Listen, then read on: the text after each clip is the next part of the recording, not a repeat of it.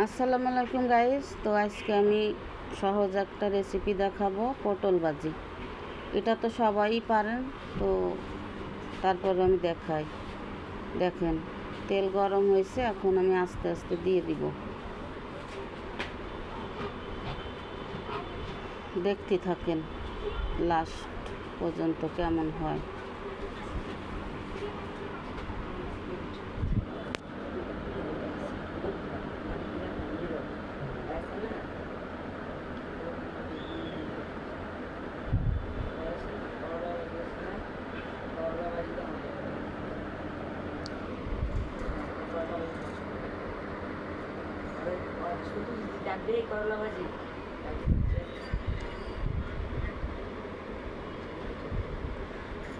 এই সুন্দর করে দিয়ে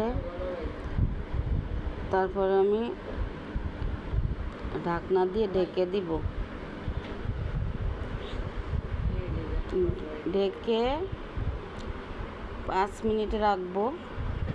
5 মিনিট পরে আসি। দেখেন, এই 5 মিনিট পরে আসলাম। এখন উল্টাই দিব, দেখতে থাকেন।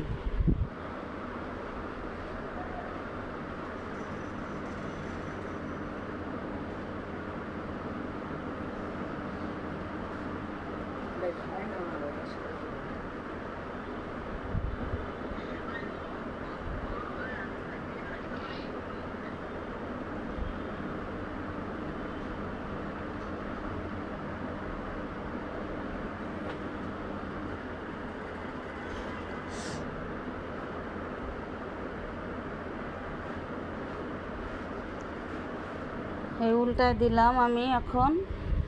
এখন আবার ডেকে দিব 5 মিনিট।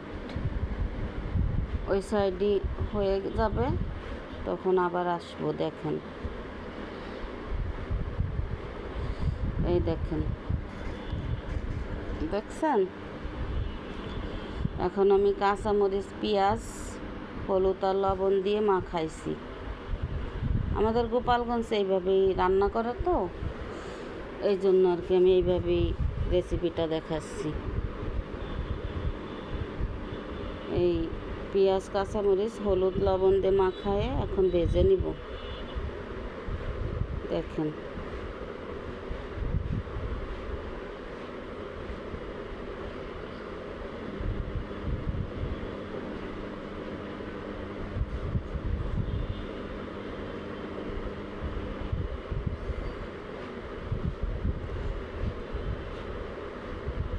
এই আমার ভাজা হয়ে গেছে।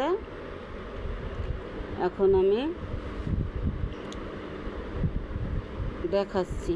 দেখেন লাস্টে কীরকম হয়েছে, দেখতে থাকেন।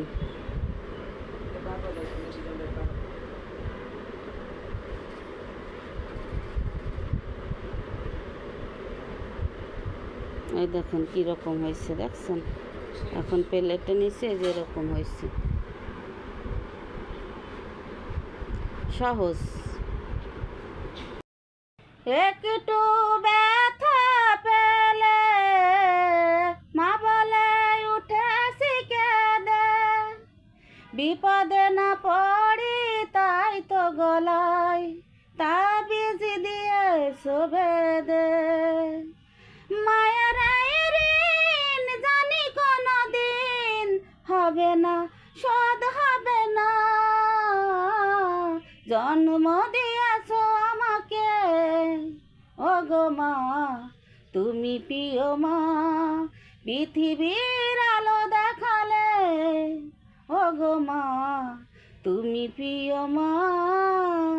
কখনো আমায় ছেড়ে তাই যেও না, চলে যেও না। জন্ম দিয়েছ আমাকে, ও গো মা, তুমি প্রিয় মা।